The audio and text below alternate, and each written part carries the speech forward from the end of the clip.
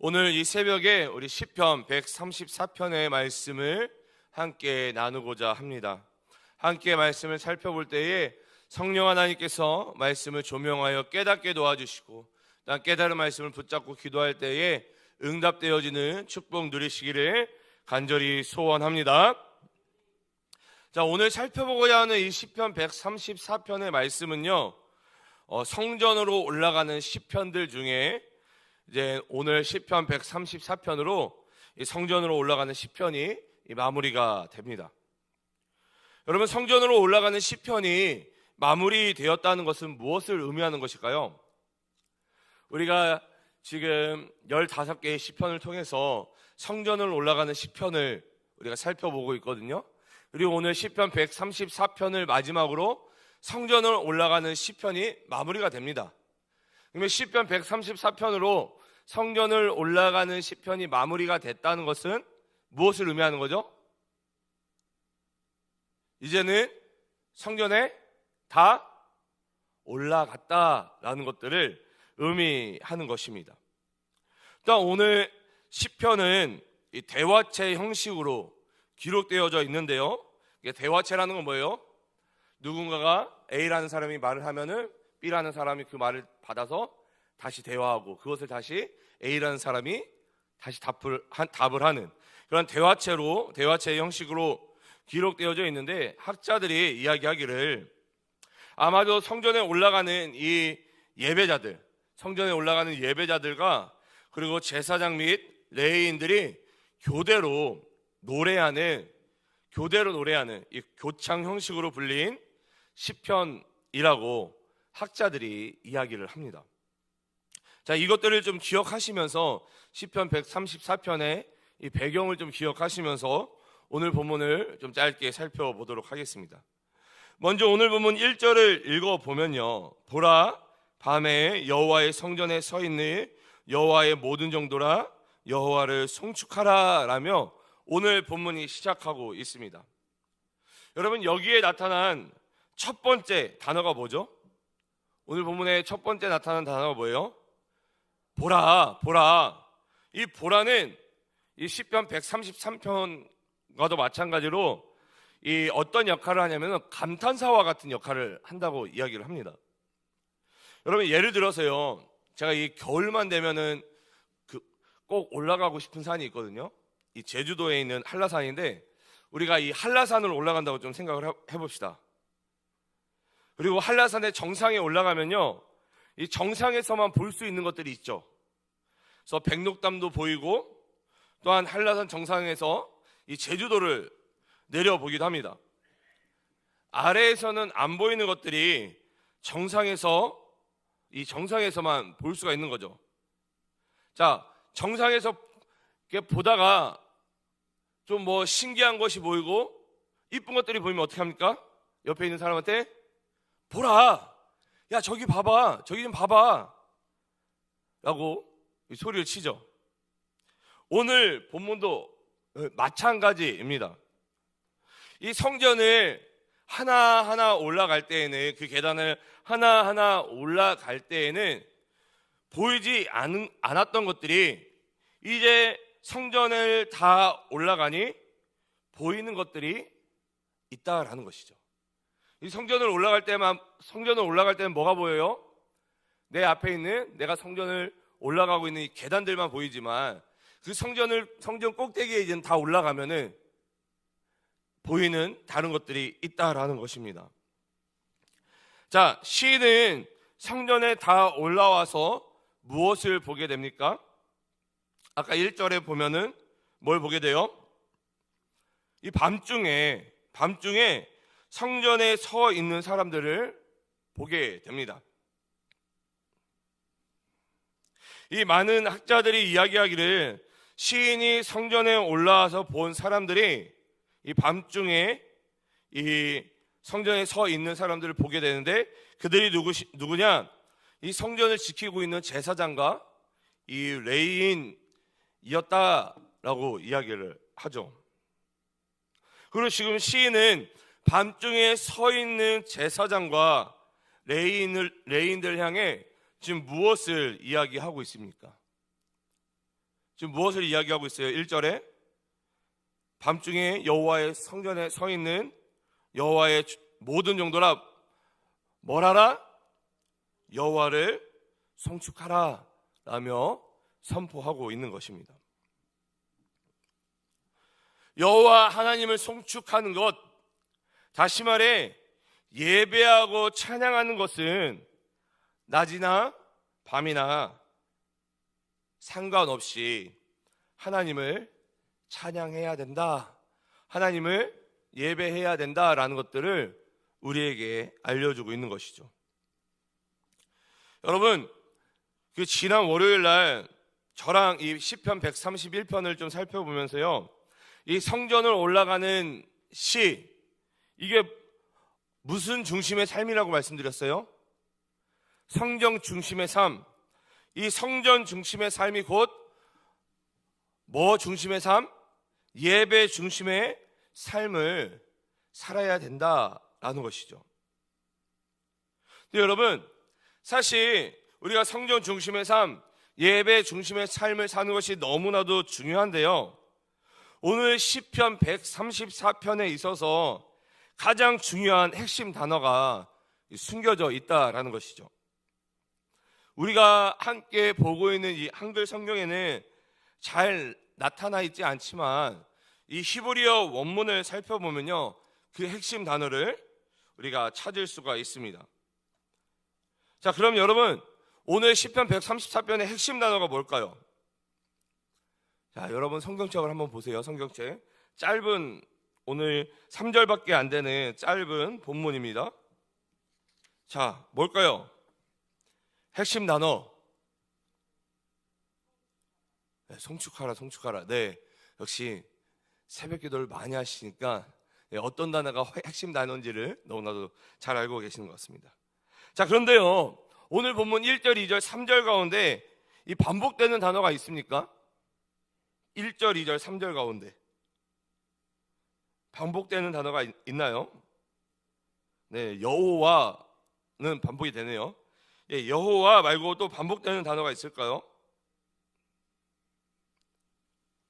네, 제가 좀 전에 말씀드린 것처럼 우리가 보고 있는 한글 성경에는 그 반복되는 단어가 잘 보이지 않지만 이 히브리어 원문을 살펴보면요, 그 반복되는 단어를 우리가 살펴볼 수 있는데, 그 히브리어 원문 가운데 뭐라고 쓰여져 있냐면요, 바라크라는 단어가 1절, 2절, 3절 가운데 모두 나타나 있습니다. 이 여호와라는 단어 말고 히브리어 원문에 이 바라크라는 단어가 1절, 2절, 3절에 다 나타나 있다라는 것이죠. 1절과 2절에서는 이 바라크라는 히브리어 단어가요, 송축하라라고 한글 성경은 지금 번역을 하고 있습니다. 그런데 3절에서는 이 바라크가 뭘로 번역되어 있을까요? 3절에. 네, 맞습니다.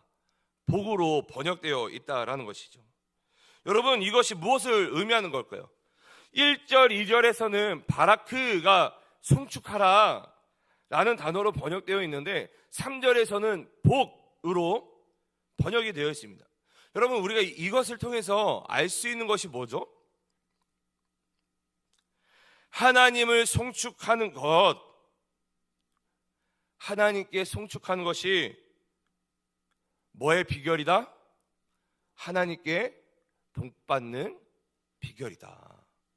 여러분, 우리가 하나님을 송축하고 하나님을 찬양하고 하나님께만 예배를 잘 드리면요, 우리가 뭘 받을 수 있다고요? 네, 복을 받을 수 있다라는 것입니다. 사실 제가 2024년 이 청년 2부 사역을 준비하면서요, 하나님께서 주셨던 마음이 있어요. 저에게 2024년 이 청년 2부 가운데 어떠한 마음을 주셨을까요? 다른 사역과 행사를 많이 하는 것이 아니라 가장 기본적인 거면서, 그리고 가장 중요한, 그리고 오직 하나님께 구원받은 자들이 마땅히 해야 할 이 예배, 예배를 온전히 다시 세우라는 것입니다. 여러분, 그럼 청년 2부 예배가요, 청년 2부가 예배를요, 속된 말로 개판으로 드리고 있을까요? 아니에요. 예. 찬양팀이 열심히 찬양을 준비하고, 예, 제일 부족한 게 설교자죠. 예. 저도 청년들에게 어떠한 말씀으로 하나님의 은혜를 나눌까 한 주간 계속 고민하고, 또 예배를 섬기는 많은 청년들이 그 예배를 위해서 굉장히 많이 노력합니다. 그 예배 가운데 하나님이 은혜를 주셔서 청년 2부가요 많이 모이고 있어요. 그럼에도 불구하고 하나님께서 저에게 다시 주셨던 마음이 뭐냐면은 예배를 다시 세우라라는 마음이었습니다. 여러분, 예배를 다시 온전히 세우는 것,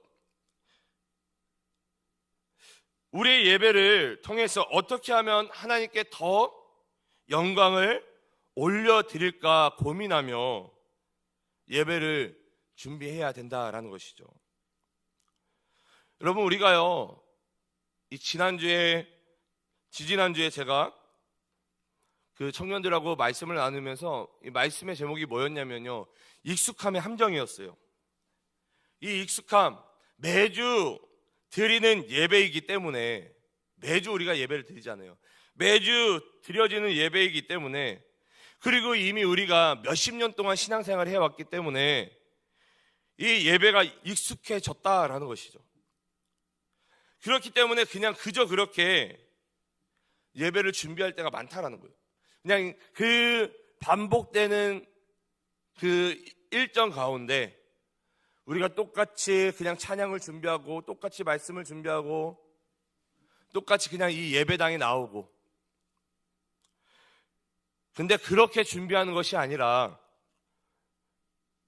매주 예배가, 우리가 매주 드려지는 이 예배가, 하나님 앞에 드려지는 예배가 우리 인생에 있어서 처음이자 마지막 예배인 것처럼 우리의 모든 전 존재를 다해 이 예배를 준비하고, 이 예배를 기대하고, 이 예배를 기다리며 하나님께만 온전히 예배해야 한다라는 것입니다.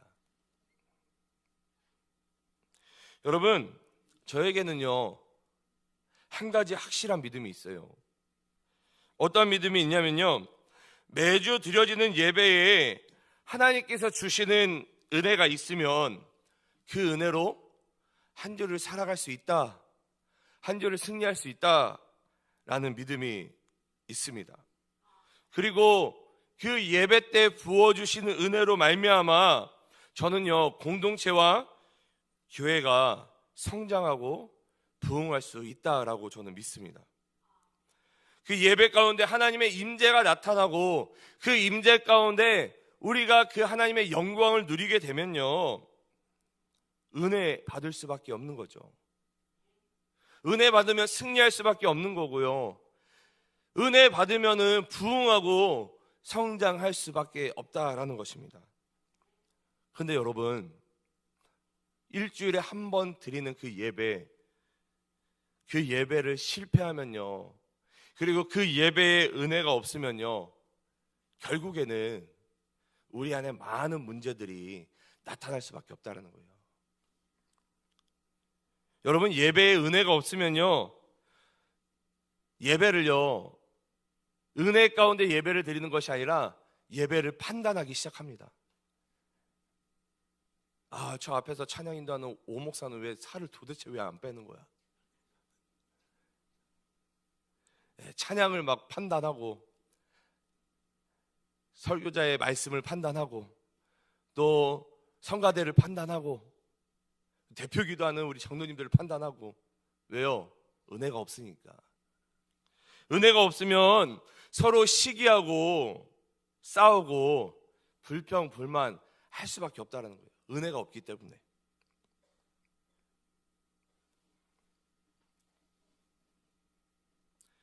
여러분, 우리가 살고요, 우리의 영이 살고, 공동체와 교회가 온전히 세워지기 위해서는요, 가장 기본이며 가장 중요한 이 예배, 특별히 우리가 함께 모여드리는 공예배가 온전히 서야 하는 것입니다. 오늘 우리가 살펴보고 있는 시편 134편의 말씀을 통해서, 그리고 이 성전을 올라가는 이 시편들을 통해서 하나님은 우리에게 그 예배의 중요성을, 성경 중심의 삶, 예배 중심의 삶을 우리에게 다시 말씀하고 있는 것입니다. 우리 주 안에서 사랑하는 동관교회 성도 여러분, 이제 2023년에 이 예배가요, 한 번밖에, 주일 예배가 한 번밖에 남지 않았습니다.